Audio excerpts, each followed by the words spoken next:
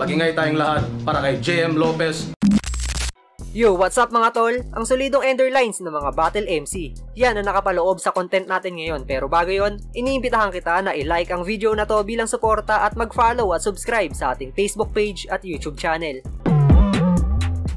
Alam naman natin na nagiging malaking faktor yung mga huling bara na ibibitaw ng isang Battle MC. Maraming pwedeng mangyari o maganap kapag naging solido yung ender na linya. Pwedeng mag-set ito ng momentum para sa mga susunod pang round ng isang MC. Pwede ring makauga o mabasag yung kumpiyansa ng kalaban dahil sa malakas na linyang iniwan. O di kaya naman ay makakuha ito ng malaking puntos mula sa mga hurado dahil natapos at naisara ng isang Battle MC yung round niya sa isang solid na performance. At dahil nalalapit na tayo sa dulo ng taon ay gumawa ako ng video kung saan ay mapapanood natin ang mga solid enderlines ngayong 2024. At malamang masundan o magkaroon pa ng part 2 ang topic na to dahil hindi pa naman tapos ang taon at meron pang mga battles na paparating. Hindi ko na rin sinama yung mga rookie sa video na to dahil may ginawa rin akong hiwalay na content para sa mga naglalakasang rookie ngayon. Simulan natin sa enderlines ni Slack1 kontra kay Raffian. Grabe tong huling bomba na ipinukol niya. Talagang nakakuha ito ng malaking puntos mula sa mga hurado at maging sa mga tagahanga ng rap battle. Maski nga yung kalaban niya na si Raffian ay bumilib at napatapik sa dibdib dahil sa bara na yun. Bigyan niyo ako ng magandang rason bakit ito kakatakutan. Kung ang pagkakasit ng battle na ito ay sniper na nakabang inaantay ka na lang lumutang kaya maligayang pagdating rap. Sa lupain na aking nasasakupan. Kung pinadala to ng baras para bumoses, ako yung baras sa lalamunan.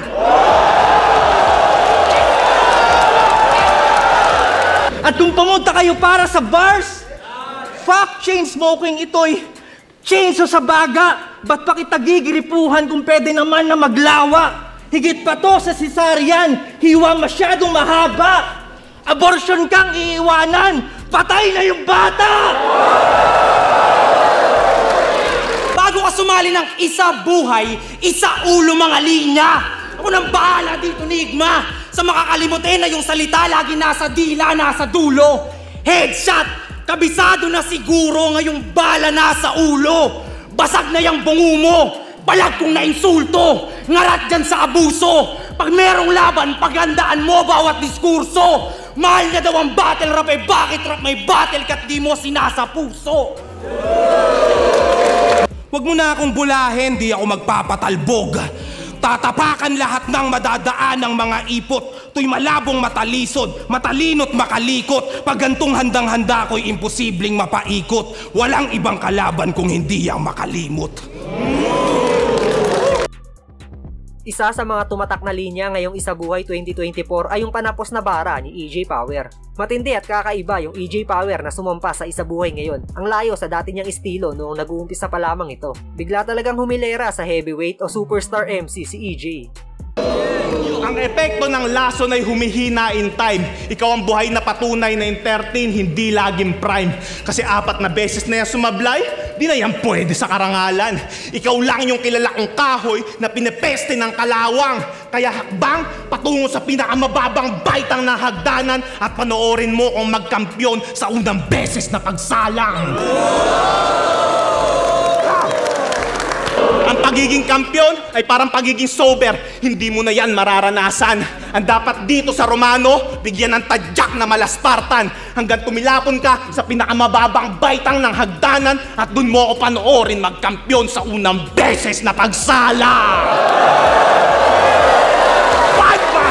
Wala kayong takas kahit ipilit kumalas, ipihit umatras dahil may lalabas na kaluluwas sa battle ang spirit of the glass. Hahamakin tapos kahit umapila, hahapakin tagos kahit kumampi pa. Sasalain lapnos siya ng tunay, di ba? At dun mo tawagin ng Diyos para sa buhay nila. Nagkamali ka ng tinig. Inaasahan mo ba'y walang humpay na panlalait at komedya? Ako ay titigan mo ng mata sa mata. Malas mo at hindi ako naparito para magpatawa. Wala akong puntong ligaw, di man bubulahaw ng tulog, walang sisinuhing iba. Laman ng sulat ko'y purong ikaw, kaya hindi lang durog, pipinuhin kita. Galingan mo. Isa rin sa mga natripan ko ay yung ender ni MP3. Literal na hinainan tayo ng isang solido na linya. Isa si MP3 sa mga dapat nating abangan at tangkilikin mga tol. Siguradong may ibubuga pa to kapag lalong nahasa sa pagsampa sa entablado. Klaro yan at no debate kasi if all you have is one solid line, di ka pwedeng mag-overtake. Yeah! Ano? Ako'y hype na. Ano, line for line ba? I can do this 24/7 kahit may 9 to 5 pa. Hindi na terminal yung illness. Because before mag-time na, bibigyan ko din siya ng isang solid line. Vital signs! Pero hindi ko to sa bitag ilalaglag. Sa turna pwede pa. Oo! Ikaw unang ilalaglag, idadagdag mo abo. Utak niya ilalantad, itatagas sa bato. Harapang ibabagsak at ngangarat pa sa'yo. Pagtungtong ko sa baitang o sa baitang ina mo. Kaya technical mo mukha mo. Sa quality check, hindi ka pumasa. Sa gantong stilo, di ka breadwinner kasi sa masa, hindi ka umalsa. Dinala mo yung technical sa bagong level. Yung bitch na to, buang. Di mo ni-reinvent ang technical, pini-SP mo lang! Siyempre, kasama rin dito si GL. Alam naman na siguro natin kung gaano kahusay ito lumetra. Palaging busog yung tenga at utak natin kapag si GL na yung nakatungtong sa entablado at nagtatanghal. Kaya nito magpasiklab mula sa umpisa hanggang sa dulo ng laro. Kasi tinaas na sa bundok, cleanse yung history, pinaulanan pa ng papuri, walang halong irony. Kung hahayaan mong gumuho, sa'yo yung injury at ipapakita mo na landslide yung aking victory. Kaya bilang JD, mag-improve, lampasan at taasan para sa laban sa kalam. Kasi kung di mag-e-evolve, hanggang dyan ka na lang. O tao, bagay, hayop, pangyayari, kulang ba kategory? Well, goods lang total. Kasi alam nyo na bilang henyos ay wala sa lugar. Kaya lugar, tangina, iba ang natural sa pinilit lang, puro feeling lang dahil ang tunay na henyo. Tahimik lang. Pwes ngayong kamanindigan, patunayan mo sa aming balansik at walang pinapanigan, tas ngayon nagbabalik ka sa eksena. Yung plano, halatado, magkaiba tayo. Ako, misyon ko manalo. Yung sa'yo, misyon ni manalo. Tanong ay paano matututo kung walang katuturan? Paano masusunod yung utos kung ikaw yung utusan? Paano masusunod yung turo kung ikaw yung turuan? Paano kayo iiwas sa dugo kung ikaw yung duguan? Kasi dama ko masasama mong balak. Katawan mo'y pagpuputol-putulin at pipigain hanggang sa huling latak at ibuboro ng ibuboro hanggang maging ganap na to na alak. Ano pang ginagawa mo dyan, Enigma? Po, pwede mo na tong itulak. Itong susunod na clip ay naging usap-usapan kamakailan dahil sa pamimisikal daw ni Sorhenyo. Pero hindi yan ang pagtutuunan natin ng pansin mga tol dahil kita naman na humingi siya ng paumanhin sa pangyayari na yun. Ang mas bigyan natin ng kulay dito ay yung mga solid na bara ni Sur. Kung fan ka ng mismong art o mismong battle rap at hindi lang fan ng isang MC, paniguradong bibilib ka sa mga pangdiinan niyang bitaw. Di ba sabi mo ay tubig kagagi? Tara paalunin mga tubig sa labi. Ito na ba yung gusto mo mangyari? Yung matalo mo si Sur sa Makati? Sumabay ka tipakita mo sa akin, di ka ba na pinanaka-google palagi? Eh bakit kasi naging mabenta pyesa na download lang doon? Napakadaling gawin ng repa kahit sila kaya yung ganon. Wala akong paki sa meta-nyeta tang inaakin tong taon. Kung ito yung kid na bagong meta, talo na ngayon. Pero seryoso, sa isa buhay, wala talaga akong intensyon. Kaso nag-PM yung promoter. Total pagpapayaman ng bisyon ko, may isa buhay way na offer. Pues ako natatapos ng misyon nang sa ganun sa bills ko may pang-cover. At ngayong sapat money na direksyon, siguradong 0 days are over. Ito na ba yung gusto mo? Karangalan, medalya? Ito, ginto. Kaya ba na-take mo yun, sir? Pues kainin mo, walang yaka, total magaling ka mag-spell. Pero di ka mananalo kasi medalya. Oo, mistake mo yan, sir. Pero may medalya. Tong medalya, ngayon binigyan ng L. Classic din yung mga witty ender ni Vitrum. Kakaiba talaga mag-isip ng linya yung MC na to. Bagay na bagay sa kanya yung karakter na pinanghahawakan niya, tapos bukod pa sa mga pangbalagbagan niyang bitaw ay nandoon pa rin yung solidong humor. Mula umpisa ng Isa Buhay, underdog na yung tingin sa kanya ng karamihan, pero nabaliwala ang lahat ng yon dahil ngayon ay nasa dulo na siya ng torneo. Kaya hindi ako nadadala sa lahat ng mga paratang nyo. Ang hirap magkamali pag hindi ka Bisaya. Ang dadaya nyo. Tsaka sa battle, yung Bisaya, Tagalog, Muslim, aking inaatake. Di ba magalit kayo sa akin? Ganun ang balanse.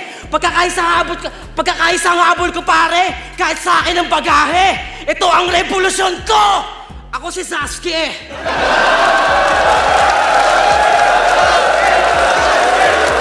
Puro dasal, paggipit na. Okay, o kung tanga ka, magpasulat ka. Nakatulong ka pang kumita.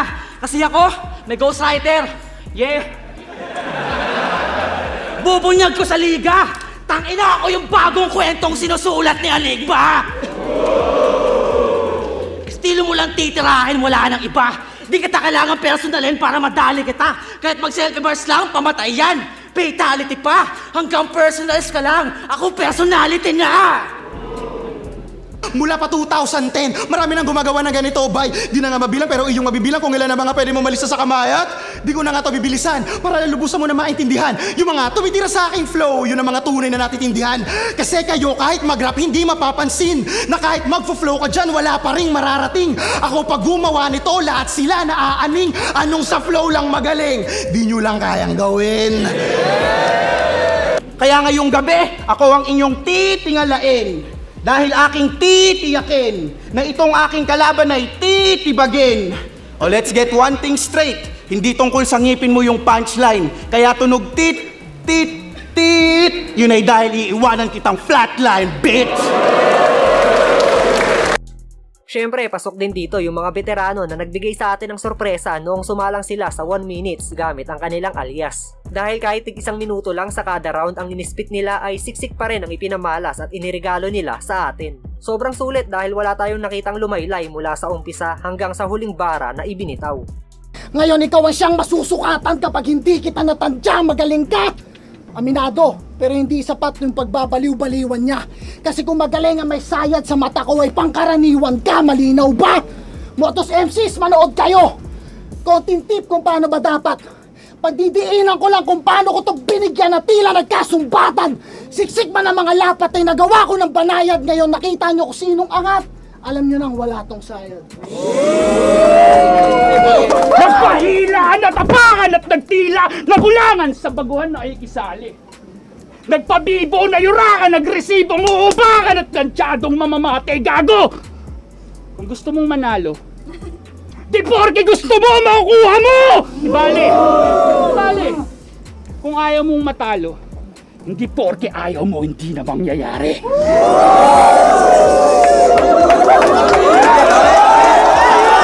Batuhin nyo nga ito ng kamatis. Kung rap battle ay basketball, flip top ay NBA, ikaw si Thanasis. You know what my name is? Freak Sanchez. Welcome to the Freak Show. Rookie na sobrang mag-e-excel parang damit ni Big Show. Pag nagpakitang gilas, tumatapboard sa free throw. Paranormal katapusan nitong ghost makikita sa video. Freak! Nasa puso ko lagi ang liga, maparoon man o parito, handa akong bumali ng lalseta o magpaiyak na ang kurito. Ay ano, M-Side, eto ba? Yung kinukolat mong intelligent ayaw sa hamon, parang AI lang tong Dragon Sword. Kailangan pa ng talas para masamon. Dahil kung intelligence lang rin, tupok sa dagon tong utak dahon. Kaya sorry na lang Paolo, pilay-pilay pa to pagdating ng ahon. At ayan nga ang mga solid ender lines ngayong 2024. Para sa inyo, sino ang may pinakamalakas na panapos na linya? Yung tipong pangbaon talaga sa kalaban. Pwede nyo yan i-comment sa ibaba at babasahin nating lahat yan. At yun, hanggang dito na lang yung video natin ngayon. Salamat palagi sa pagsuporta mga tol. Peace out!